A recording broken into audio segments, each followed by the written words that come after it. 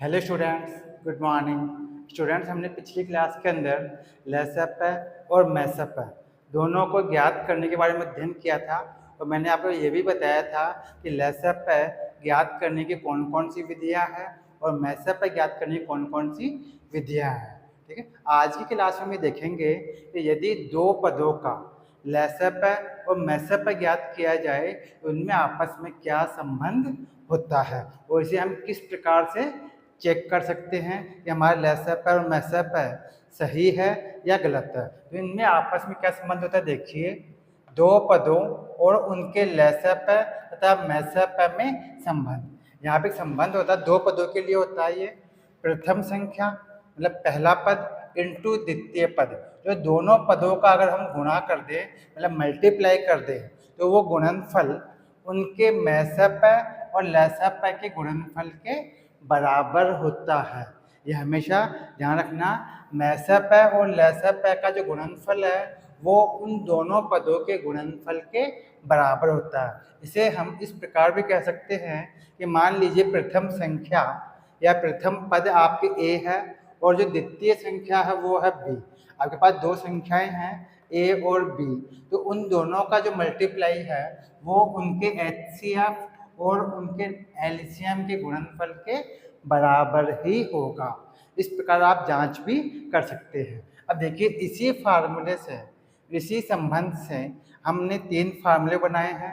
ठीक है, कई बार आपके क्या होता है कि लेसप और मैसप दे दिया जाता है और आपको पहली संख्या भी बता दी जाती है। अब कहा जाता है कि बताइए दूसरी संख्या क्या होगी। ठीक है, दूसरी संख्या आपको ज्ञात करने के लिए कहा जाता है, तब आप कैसे ज्ञात करेंगे। इसी के आधार पर हम तीन फार्मूले बनाए हैं। मान लीजिए आपको मैसप ज्ञात करना है। ठीक है, एचसीएफ आपको ज्ञात करना, आपको प्रथम संख्या दे रखी है और द्वितीय संख्या भी आपको दे रखी है। तो दोनों संख्याओं को हम गुणा करके मतलब मल्टीप्लाई करके एलसीएम से हम डिवाइड कर देंगे, मतलब लेसप नीचे आ जाएगा भाग के रूप में।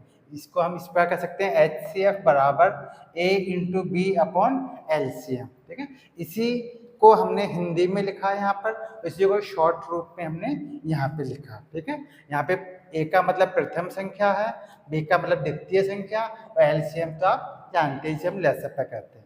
ठीक है, इसी प्रकार अगर आपको मान लीजिए लेसप ज्ञात करना है, ठीक है, क्या ज्ञात करना है, एलसीएम ज्ञात करना है। आपको प्रथम संख्या पता है और द्वितीय संख्या भी आपको पता है और आपको उनका मैसप भी अगर ज्ञात हो तो मैसप का हम डिवाइड कर देंगे और दोनों संख्याओं को मल्टीप्लाई कर लेंगे। ठीक है, इसी संबंध से तीनों फार्मूले बने हैं। इसी प्रकार द्वितीय संख्या अगर आपको मान लीजिए ज्ञात करनी है, कोई एक संख्या आपको हटा दी जाए, ठीक है, और आपको उनका मैसप और लेसप दे दिया जाए, ठीक है, तो हम प्रथम संख्या जो आपको ज्ञात है उसको तो डिवाइड के रूप में ले लेंगे और मैसप और लेसप को हम मल्टीप्लाई कर देंगे। मतलब b is equal to H C F into L C M upon ए।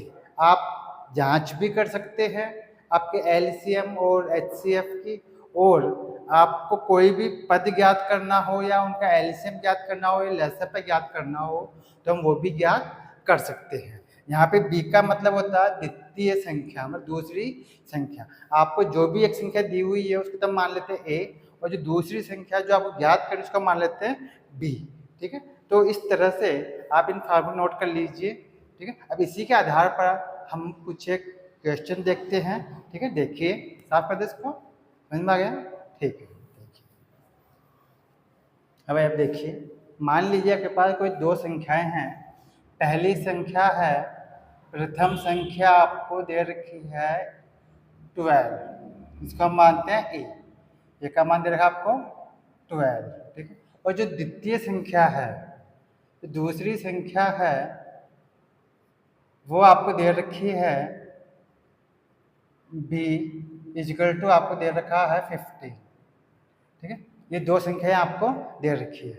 अब इन दोनों संख्याओं का अगर आप लेसप ज्ञात करते हैं, एलसीएम ज्ञात करते हैं, तो आपको लेसप इनका प्राप्त होगा 60। कितना प्राप्त होगा, 60 प्राप्त होगा। ठीक है, आप चाहे ज्ञात कर लीजिए, मैंने बताया था आपको कैसे ज्ञात करते हैं। लेकिन लेसप आएगा 60 और इनका आप अगर मैसप है मतलब एचसीएफ ज्ञात करते हैं तो आपको इनका मैसअप प्राप्त हो जाएगा 3। कितना प्राप्त होगा? 3। ठीक है, तो आपने लेसअप भी ज्ञात कर लिया, इसका मैसअप भी ज्ञात कर लिया। अब हम जांच करते हैं कि क्या हमारा संबंध सही है या गलत है। ठीक है, तो मैंने आपको बताया था A into B is equal to होता है HCF इंटू एलसीएम। ठीक है, मान लीजिए मैंने एलसीएम और HCF दोनों ज्ञात कर लिए इनके। अब मैं जांच करके देखता हूँ कि क्या मेरा ये संबंध सही है या गलत है, या फिर मैंने मैसअप या लेसअप में कोई गलती तो नहीं की है। अब देखिए A इंटू बी, इसका मतलब दोनों संख्याएं को आपको मल्टीप्लाई करना है, तो जाएगा 12 इंटू 15 इजगल टू। अब HCF कितना है यहाँ पर? HCF है 3 और LCM आपके पास 60। अब मल्टीप्लाई करेंगे तो 12 5 से 60 का 0 और यहाँ हो जाएगा 80 180, और यहाँ पे मल्टीप्लाई करेंगे तो 180। इसका अर्थ ये हुआ कि आपका संबंध क्या बिल्कुल सही है। दोनों संख्याओं का गुणनफल उनके मैसअप और लेसअप के बराबर होता है। ठीक है, अब देखिए इसी को हम दूसरे क्रम में करते हैं। मान लीजिए आपके पास में HCF नहीं है। ठीक है, HCF आपको ज्ञात करना है। ये दो संख्याएं आपको दे रखी है। अब आपको HCF ज्ञात करना है। वैसे में ज्ञात था पहले, यहाँ पे 3 था, लेकिन मान लीजिए थोड़ी देर के लिए आपके पास HCF पता नहीं है। ठीक है, आपको ये दोनों संख्याएं दे रखी है और उनका लसअप है, मतलब एलसीएम दे रखा है। अब आपको HCF ज्ञात करना है, तो कैसे ज्ञात करेंगे? मैंने आपको बताया था अभी आपको HCF इजगल टू होता है A into B upon LCM. A into B upon LCM मतलब दोनों पदों का गुणनफल और बट्टे में डिवाइड के रूप में एलसीएम आपको लेना होता है। देखिए HCF इजगल टू हो जाएगा A इंटू बी यानी 12 इंटू 15 अपॉन एलसीएम। एलसीएम कितना भाई? 60। इन दोनों को मल्टीप्लाई करेंगे कितना आएगा? 180, और 180 में 60 को डिवाइड करेंगे कितना जाएगा आपके पास? 3। तो आपका HCF क्या आ गया? 3 आ गया। ठीक है भाई, समझ में आया कुछ? अब देखिए मान लीजिए हम थोड़ी देर के लिए मान लेते हैं कि हमें एक संख्या ज्ञात नहीं है, इसका मैसअप तो हमें ज्ञात है 3। मान लीजिए आपको मैसअप दे रखा है 3, एलसीएम भी आपको दे रखा है, और यहाँ पर हम एक संख्या यहाँ से हटा देते हैं। मान लीजिए आपको दूसरी संख्या ज्ञात करनी है। आपको दिया हुआ है एलसीएम तो 60 है, HCF 3 है, और आपको यहाँ पर पहली संख्या दे रखी है 12। अब आपको ये ज्ञात करना है, बताइए दूसरी संख्या कौन सी है जिसका और इस 12 का लसअप है तो 60 हो और मैसअप है 3 हो। अब आपको b की वैल्यू ज्ञात करनी है। हम करेंगे b इक्वल टू क्या होता है यहाँ पर? LCM into HCF upon A। ठीक है, इस फार्मूले से हम आराम से इस दूसरी संख्या को ज्ञात कर सकते हैं। अब देखिए b इक्वल टू हो जाएगा यहाँ पर एलसीएम, लसअप पे कितना आपका 60 इंटू HCF कितना 3 अपॉन A की वैल्यू कितने है? 12। ठीक है, A की वैल्यू कितने है? 12। यहाँ 12 का डिवाइड इसमें करेंगे कितने टाइम जाएगा? 5 टाइम। 5 3 जा 15, ये B की वैल्यू हो गई 15।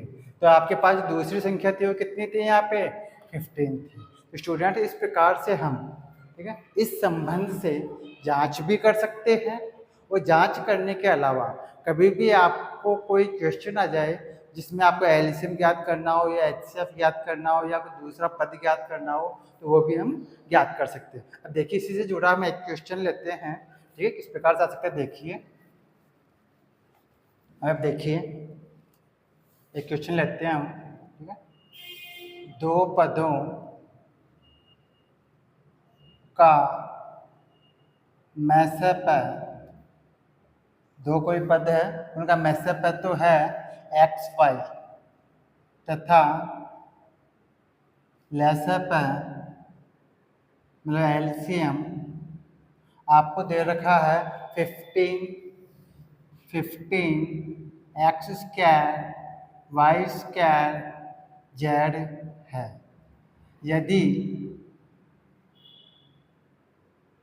यदि प्रथम पद या एक पद आपको दिया हुआ प्रथम पद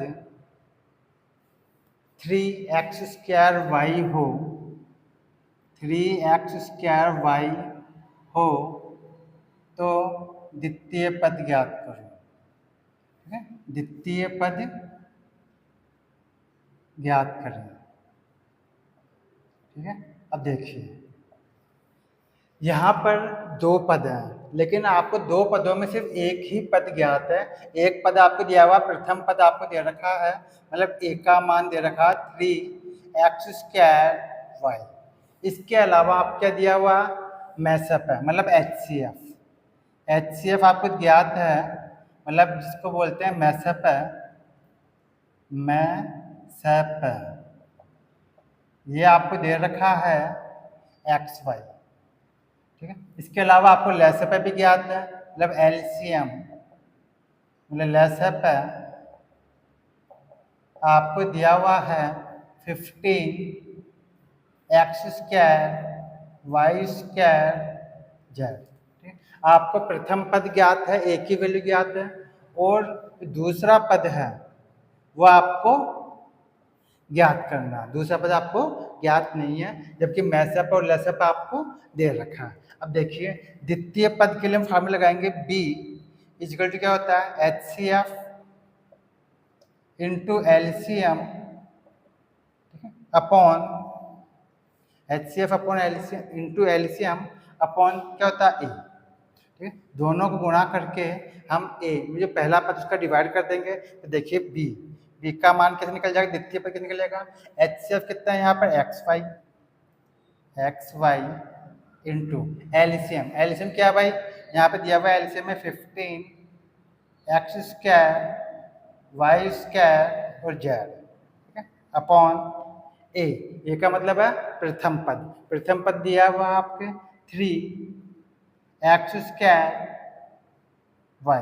ठीक है, अब देखिए आप चाहते इसको पहले मल्टीप्लाई कर लीजिए। ठीक है, तो हो जाएगा B इक्वल टू, ठीक है, यहाँ हो जाएगा 15 का 15 रहेगा, 15x 2 टाइम ये रहा, 1 टाइम ये रहा, तो x की पावर 3, y की पावर भी 3 और z है।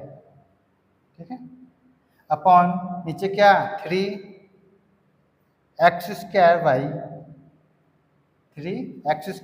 y। अब देखिए 3 का डिवाइड में करेंगे कितने टाइम जाएगा, 5 टाइम। ठीक है, 3 5 जा 15। अब ऊपर x 3 बार है, नीचे x 2 टाइम है, 2 बार है। ठीक है, तो x 2 टाइम कट जाएगा और एक x आपके पास बच जाएगा। अब देखिए यहाँ पे y 3 टाइम है, ऊपर y की पावर 3 है, जबकि नीचे y की पावर 1 है, मतलब y को हम सिंगल टाइम मानेंगे एक बार, तो एक बार y कट जाएगा, ऊपर 3 बार है, नीचे y एक बार है, एक y कट जाएगा, लेकिन y की घात 2 बच जाएगा। ठीक है, अब यहाँ पे जेड भी बच जाएगा, जेड कटेगा नहीं, इसलिए जेड का जेड।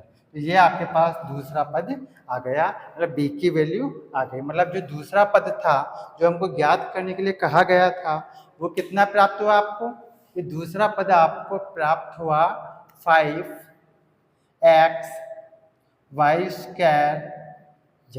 ये आपके दूसरा पद आ गया। अब मान लीजिए आपको दूसरा पद ज्ञात है। ठीक है, थोड़ी देर के लिए हम देखते हैं कि मान लीजिए आपको दूसरा पद ज्ञात है। अब आपको मान लीजिए इसका आपको HCF ज्ञात करना है, हम HCF को हटा देते हैं यहाँ से।